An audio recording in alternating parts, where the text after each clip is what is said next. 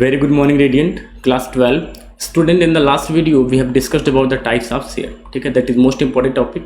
Types of share, how many types of share can be possible as per the Companies Act 2013. That may be equity share, preference share, and your preference share also have some categories. तो आज जो बात करेंगे बेटा वो हम share capital की बात करेंगे, जो कि बहुत इंपॉर्टेंट टॉपिक है। ठीक है, आप आगे चल करके इसको जो है इसका प्रेजेंटेशन बैलेंस शीट में दिखाएंगे, तो ध्यान से देखिएगा बेटा। और चूंकि कई टाइप्स के कैपिटल आपको मिलेंगे, तो एक एक पॉइंट को जो है बारीकी से देखिएगा ताकि जो है मेमोराइज करने में भी आसान हो। ठीक है, तो okay students, first of all about the share capital. Share capital, what about the share? Share is the smallest unit of the capital. ठीक है, कैपिटल का जो छोटा छोटा टुकड़ा होता है वो आपका शेयर होता है, ये बात आपको क्लियर है। शेयर कैपिटल क्या होता है? ठीक है, शेयर कैपिटल मतलब शेयर का पैसा। तो आप कैसे डिफाइन करेंगे? The amount which are raised by the company by issue of share. तो जो शेयर होते हैं हमारे, वो शेयर सर इक्विटी भी हो सकते हैं, वो शेयर प्रेफरेंस भी हो सकते हैं। तो चाहे वो इक्विटी को इशू करके, चाहे वो प्रेफरेंस शेयर को इशू करके अगर कंपनी पैसे रेज कर रही है, तो that is called your share capital. ठीक है, तो share capital means, what do you mean by share capital? Share capital is the amount which are raised by the company by issue of share. ठीक है, तो share को issue करके जो company पैसे यूज करती है, जो कंपनी पैसे कमाती है, जो कंपनी पैसे लाती है, वो कहा जाता है शेयर कैपिटल। ठीक है, that capital may be given by the equity share holder, that capital may be given by the preference share holder, doesn't matter, but if the amount raised by the company by the issue of share, तो वो share capital बोला जाएगा। ठीक है, तो बातें शायद बराबर है आपको। ये कई तरीके का होता है बेटा। इसमें सबसे पहले आप पढ़ेंगे अथराइज्ड कैपिटल, जिसके बारे में आप जानते हैं। स्टूडेंट, जब आप कंपनी का रजिस्ट्रेशन कराने जाते हैं तो आपको पता है कि सर हमें एमओए बनाना पड़ता है। क्या बनाना पड़ता है? एमओए, जिसको फुल फॉर्म है मेमोरेंडम ऑफ एसोसिएशन।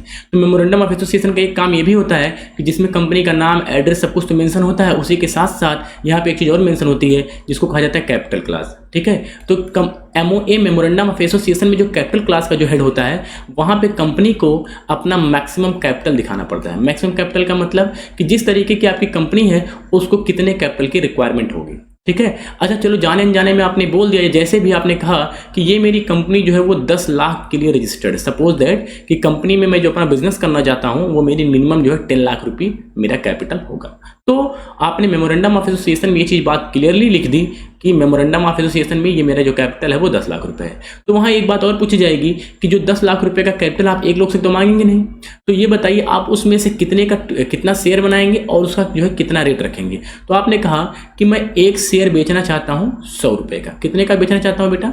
100 रुपये का। अच्छा, अगर आप एक शेयर 100 रुपये का बेचेंगे तो ये 10 लाख, ध्यान से देखिए, ये जो 10 लाख रुपये है, आपने कहा कि मेरी मैक्सिमम कैपेसिटी कितनी है?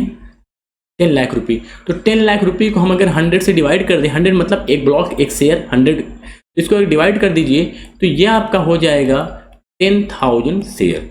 Means a company that is in front of you, company का नाम सपोज करिए हमने ले लिया यक्स कंपनी लिमिटेड, तो अभी आगे चलेगा, कंटिन्यू होगा।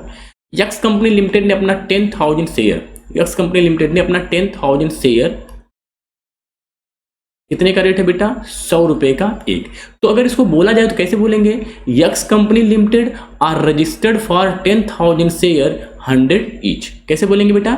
X company limited are registered for 10,000 share at the rate 100 each. तो यक्स कंपनी लिमिटेड जिसकी अथराइज्ड कैपिटल वो 10,000 शेयर के हिसाब से 100 ईच है। लेकिन अगर अथराइज्ड कैपिटल की डिफिनेशन की बात की जाए तो क्या होगा बेटा? अथराइज्ड capital is that capital which are mentioned in the MOA memorandum of association at the time of memorandum of association at the time of registration of the company। Company के रजिस्ट्रेशन के टाइम को MOA में जो capital रखा जाता है वो आपका होता है अथराइज्ड कैपिटल। अगर यहाँ पे बेटा अथराइज्ड कैपिटल की बात करें तो आप कहेंगे सर अथराइज्ड कैपिटल की जो कीमत है वो 10 लाख रुपए है। बात बराबर? तो ये आपको समझ में आ गया। अब ये आप इस एग्जांपल को छोड़िएगा नहीं, ये कंपनी है जो 10,000 शेयर के लिए रजिस्टर्ड है, जिसके पास 100 रुपये का एक एक शेयर है। ठीक है, अब हम बात करते हैं इशूड कैपिटल की। अभी हमने बात किया क्या बेटा? पहले अथराइज्ड कैपिटल की। तो आपके दिमाग में आ गया कि सर कोई यक्स कंपनी है, यक्स कंपनी लिमिटेड है जो रजिस्टर्ड है 10,000 शेयर के लिए, 10,000 शेयर के लिए, और इसका एक एक शेयर की कीमत कितनी है? 100 रुपये। ठीक है, तो ये आपने अभी रजिस्टर्ड कैपिटल में बताया। इशूड कैपिटल क्या है? अब कंपनी इस पैसे को पब्लिक से डिमांड करेगी, भैया पैसे, ये अपना शेयर जो है मार्केट में सेल करेगी और पब्लिक उसके शेयर को परचेज करेगी। लेकिन कितना, क्या होगा इशूड कैपिटल? बेटा ये जो 10,000 है, अच्छा ये बताओ क्या आप 10,000 से ज़्यादा शेयर मार्केट में इशू कर सकते हैं? बिल्कुल नहीं कर सकते, क्योंकि हमारी कंपनी रजिस्टर्ड है सिर्फ 10,000 शेयर के लिए। 10,000 कर सकते हैं सर, बिल्कुल कर सकते हैं। क्या इससे कम कर सकते हैं? बिल्कुल कर सकते हैं। कम कर सकते हैं या उसके बराबर कर सकते हैं, लेकिन उससे ज्यादा आप नहीं कर सकते, ठीक है। तो सपोज दैट कंपनी ने इस 10,000 में से अपना 500 शेयर, कितना शेयर? 500 शेयर इशू किया। तो 500 शेयर कितने रुपए के हिसाब से? सॉरी, 100 रुपए के हिसाब से। रेट तो वही रहेगा 100 रुपए के हिसाब से। तो इस कंपनी के पास कितना आना चाहिए? 50,000, ठीक है, 50,000। तो ये बताओ बेटा, अगर मैं बात करूं ऑथराइज्ड कैपिटल की, तो आप कहेंगे सर 10 लाख रुपए, 10,000 शेयर 100 के हिसाब से 10 लाख रुपए, ठीक। लेकिन अगर मैं बात करूं इशूड कैपिटल की, वो कितना हो जाएगा? सिर्फ 50,000। तो चूंकि इसने 500 शेयर इशू किया है और 100 रुपए के हिसाब से 50,000। अच्छा, ये कितना हो सकता था सर? ये भी 10 लाख रुपए हो सकता था। क्यों? क्योंकि ये कंपनी पूरे 10,000 शेयर इशू कर सकती थी। तो issued capital definition, issued capital is the part of authorised capital, इसी का टुकड़ा है। Issued capital is the part of authorised capital which can be equal और लेस देन ऑथराइज्ड कैपिटल। इसके बराबर भी हो सकती है, इससे कम भी हो सकती है। ओके स्टूडेंट, नेक्स्ट देखते बेटा, यहां आपने कितना रजिस्टर था? सर हमारे पास 10,000 शेयर था। 10,000 शेयर था कितने के हिसाब से? 100 रुपए के हिसाब से। हमने कितना इशू किया इसमें से? सर हमने 500 इशू किया। कितने के हिसाब से? 100 रुपए के हिसाब से। ऑथराइज्ड कैपिटल कितना हो गया? 10 लाख। इशूड कैपिटल कितना हो गया? 50,000। अब बात आ रही सब्सक्राइब की। जितना शेयर आपने मार्केट में इशू किया है, फिर 500 शेयर इशू किया 10 रुपए के हिसाब से, तो 50,000 आपने इशू किया। तो चूंकि आपकी कंपनी अभी नई है, तो क्या जरूरी है कि आपने जितना 500 शेयर इशू किया मार्केट में वो पूरा बिक जाए? सर जरूरी नहीं है। तो अगर जरूरी नहीं है तो जरूरी ये भी नहीं है कि क्या पूरा बिक भी सकता है। मीन्स 500 शेयर आपके पूरे भी बिक सकते हैं और इसका कुछ कम भी बिक सकता है, इसका कुछ कम भी बिक सकता है, ठीक है। तो सब्सक्राइब कैपिटल का मतलब जितना पब्लिक ने परचेज किया, the capital which are purchase by the general public, the share which are subscribe by the general public, तो वो आपका सब्सक्राइब कैपिटल होगा। लेकिन ध्यान से सुनिए, यहाँ पे कुछ केसेस हैं बेटा, थोड़ा ध्यान से देखिएगा। सब्सक्राइब कैपिटल अगर आपने इशूड 500 किया और आपका पूरा 500 बिक गया, तो आपके इशूड कैपिटल सब्सक्राइब कैपिटल में कोई फर्क रह जाएगा? सर बिल्कुल नहीं रह जाएगा। मींस इस केस में if your issued capital is equal then subscribe capital, दोनों केस में क्या हो जाएगा? इशूड और सब्सक्राइब दोनों बराबर हो जाएंगे। सपोज दैट कि आपने 500 बेचा और 500 आपके बिक गए, तो इशूड कैपिटल सब्सक्राइब कैपिटल क्या हो गए? दोनों इक्वल हो गए। लेकिन क्या इससे कम भी हो सकता है? बिल्कुल हो सकता है। अगर पब्लिक ने इंटरेस्ट नहीं लिया तो इससे कम भी हो सकता है, 450 भी हो सकता है, 400 रुपये भी हो सकता है। लेकिन स्टूडेंट यहाँ पे एक केस है और वो है मिनिमम सब्सक्रिप्शन। क्या? Minimum subscription. ये मोस्ट इंपॉर्टेंट है, मोस्ट इंपॉर्टेंट। अभी मिनिमम सब्सक्रिप्शन क्या होता है? Minimum subscription as per the companies act 2013 it is bound to all the company your issued share must be subscribe at least 90%। आपने जो share issue किया है that must be subscribe at least 90%। 90% तो वो बिकना ही चाहिए। If that less than 90% your share can not be sell in the general public या इन द मार्केट, ठीक है। तो इसके प्रोस्पेक्टस को वापस कर लीजिए। प्रोस्पेक्टस का मतलब होता है निमंत्रण पत्र, ठीक है। प्रोस्पेक्टस मतलब जब हम पब्लिक को प्रोस्पेक्टस इशू करते हैं, हम ये शेयर बेचना चाहते हैं, ये हमारी कंपनी का बैलेंस शीट, ये हमारे ओवरव्यू है, I want to sell your share, तो मतलब वो चीजें प्रोस्पेक्टस में बताई जाती है। प्रोस्पेक्टस मतलब सेल वाउचर आप कह सकते हैं उसको। तो ये आपने जब 500 शेयर इशू किया पब्लिक में, तो 500 शेयर में 500 बिक गया तो कोई बात नहीं, 450 बिक गया तो भी कोई बात नहीं। क्यों? कि 500 का अगर आप 90% करेंगे तो वो 450 आएगा। चलो ठीक, यहां तक कंपनी कुछ नहीं बोलेगी। लेकिन जैसे ही आपने 400 पे या 450 से कम हुआ, तो सेबी गाइडलाइंस के हिसाब से, security exchange board of India आप आगे पढ़ेंगे, तो सेबी गाइडलाइंस के हिसाब से your subscription must be at least 90%। अगर 90% से कम है तो your share can not be sell to the general public, आपको सभी के पैसे वापस करने पड़ जाएंगे, ठीक है। तो अच्छा, क्या कम हो सकता है? सर बिल्कुल हो सकता है, लेकिन कितना? 90% तक। तो डिफाइन कैसे करेंगे? Subscribe capital is the part of issued capital. अब ऐसा तो है नहीं कि आप जाके ऑथराइज्ड वाले में से सब्सक्राइब कर लेंगे, जितना इशू किया, जितना आपको निमंत्रण भेजा गया उतने में इशू तो लेंगे। तो subscribe capital is the part of issued capital which can be equal, ये इसके इक्वल भी हो सकती है, और less than issued capital. Okay, अब सब्सक्राइब कैपिटल की भी दो कैटेगरी है बेटा। इस सब्सक्राइब कैपिटल की दो कैटेगरी में आप पढ़ेंगे। पहला है जो इसका subscribe and fully paid, subscribe and fully paid, ये शेयर होल्डर पे डिपेंड करता है। बी है subscribe but not fully paid. अब subscribe and fully paid, but not fully paid. In the subscribe and fully paid when the share holder paid the full amount of share which are called by the company. ठीक है, अगर company ने जितने की demand की, या when the share holder paid the face value या nominal value of the share. Nominal value का मतलब एक शेयर की कीमत कितनी है, 100 रुपए। थोड़ा इसका बेटा हिस्ट्री देखते हैं। कंपनी क्या करती है बेटा, ये जो 100 रुपए का शेयर है इसको एक ही साथ नहीं मांगती है कि कहे कि भाई ये 100 रुपए है ना, इसको तुम किस्त में दे दो। एक बार तुम 20 रुपए दे दो, फिर 30 रुपए दे दो, फिर 30 दे दो, फिर 20 दे दो। मतलब आप जब एप्लीकेशन भरिए तो 20 रुपए के हिसाब से, फिर अलॉटमेंट के टाइम पे 30, फर्स्ट कॉल के टाइम पे 30 और फाइनल कॉल के टाइम पे 30। ये अभी आप ज्यादा कंसेप्ट इसमें डीप में ना जाए, अभी आगे पढ़ेंगे आप। तो कंपनी क्या करती है कि शेयर होल्डर के ऊपर ज्यादा बर्डन ना आए, इसलिए अब भाई कोई अगर 1000 शेयर परचेज करना चाहता है उसको 100 रुपए के हिसाब से कितना देना पड़ेगा, तुरंत 1 लाख रुपए देना पड़ेगा। लेकिन अगर आपने इसको किस्त में डिवाइड कर दिया तो पहले वो एप्लीकेशन का देगा 20,000, फिर देगा 30,000, फिर देगा, इस तरीके से वो पैसे पे कर सकता है। बात मेरी शायद आप समझ गए होंगे। तो subscribe and fully paid if the share holder paid the entire value of the share. ठीक है, that will be put in the subscribe and fully paid. V subscribe भी किया और फुल्ली पेड भी कर दिया। And subscribe but not fully paid, suppose that कि कोई मोहन था, इसके पास 100 शेयर थे। कितने शेयर थे बेटा, 100 शेयर थे। इसने क्या किया कि एप्लीकेशन का दे दिया, अलॉटमेंट का दे दिया, मींस 50 तो दे दिया, लेकिन बाकी के जो 50 है वो अभी नहीं दे पाए। इस पे तो ग्रीन सिग्नल, लेकिन यहाँ पे रेड सिग्नल है। मतलब ये कि सब्सक्राइब तो किया, परचेज तो किया, लेकिन due to less amount of, doesn't matter whatever, but he is not able to pay. So when the shareholder did not make the entire payment of the share, that will be put in the subscribe and but not fully paid. ठीक है, अब कुछ और भी बातें हैं। Called up capital.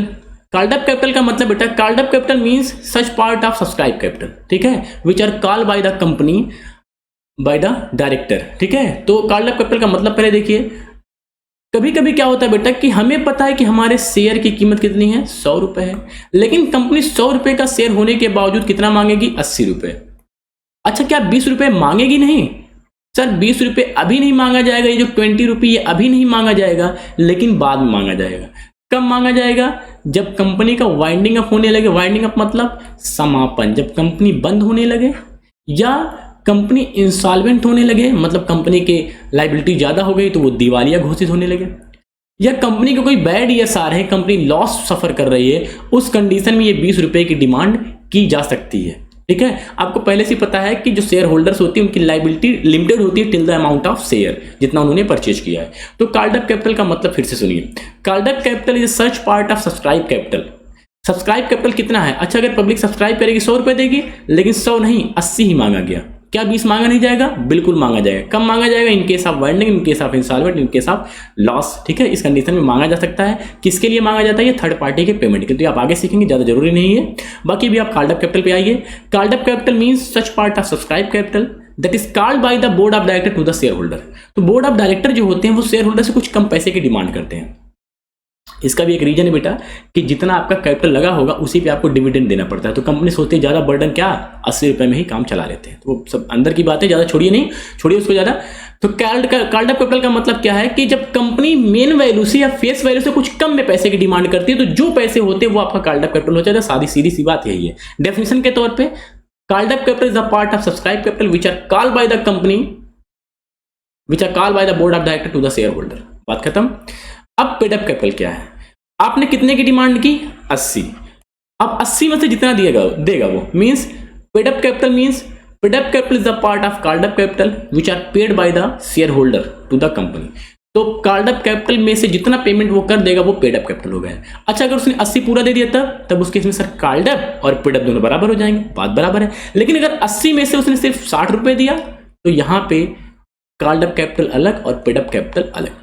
ठीक है, बात समझ में आ रही है ना? Paid up capital is a part of called up capital, सब इसे डेफिनेशन है। Paid up capital is a part of called up capital. ठीक है, that is paid by the share holder to the company. अब हम बात करते हैं रिजर्व कैपिटल की। ये कुछ नहीं बेटा, रिजर्व कैपिटल। अभी रिजर्व कैपिटल क्या होता है student? Reserve capital means the part of called up capital, sorry the part of subscribe capital which not yet be called. मतलब इस रिजर्व कैपिटल को आप ये भी कहते हैं uncalled up capital, uncalled up capital, the capital which are not called by the company to the shareholder। ये 20 रुपए दिख रहा है आपको, ये चीज दिख रही है आपको? ये भी कंपनी से, अभी क्या कंपनी ने शेयर होल्डर से मांगा? नहीं मांगा। कंपनी ने कितना मांगा? सिर्फ 80 रुपए मांगे, 20 रुपए नहीं मांगा। ये जो 20 रुपए नहीं मांगा ये आपका अनकॉल्ड अप कैपिटल होगा। बात मेरी समझ में आई है ध्यान से। अनकॉल्ड अप कैपिटल मींस या reserve capital means the part of या uncalled up means the amount the value of share which are not called by the company. ठीक, अब कुछ और, 100 रुपए का शेयर कंपनी ने मांगा 80, कंपनी ने कितना नहीं मांगा 20 रुपए। तो अगर कंपनी ने नहीं मांगा इसको बोला जाएगा रिजर्व कैपिटल। कौन सा कैपिटल? Reserve capital. लेकिन यही कंपनी ने मांगा 80 और शेयर होल्डर ने दिया 60, डिफरेंस तो यहां भी 20 रुपए का है, लेकिन ये जो 20 रुपए शेयर होल्डर ने नहीं दिया इसको बोला जाएगा कॉल्स इन एरियर। ठीक है, बाकी का पैसा। बात समझ लीजिए जितनी जल्दी हो जाए। ये जो 20 रुपए है जो कंपनी ने नहीं मांगा, कंपनी ने नहीं मांगा तो रिजर्व कैपिटल, शेयर होल्डर नहीं दे पा रहा है तो कॉल्स इन एरियर, बाकी का पैसा होगा चाहे जब। ठीक है, कंपनी ने कहा कि 100 रुपए का शेयर है, चलो 100 रुपए दे दो हमें, आपने कहा भाई मैं 80 ही दे पाऊंगा, तब क्या हुआ? ये जो 20 रुपए का रिजर्व कैपिटल बनेगा? नहीं, कंपनी ने 100 की तो डिमांड की थी, कार्ड अप किया ही नहीं था कंपनी ने कहा 100 का शेयर 100 रुपए में, कुछ नहीं बोलेगा तो 100 का शेयर 100 में ही चलेगा। लेकिन यहाँ पे 20 रुपए आप नहीं दे पाए, आपकी गलती, मतलब कॉल्स इन एरियर। कंपनी ने कम मांगा मतलब रिजर्व कैपिटल। शायद समझ में आ गया होगा। ओके स्टूडेंट्स, सो डेफिनेशन के तौर पे आप ये सब चीज़ों को डिफाइन कर लीजिए अपनी कॉपी में। आई थिंक कोई प्रॉब्लम नहीं होनी चाहिए। Okay students, so that is enough for today. Thank you, have a nice day.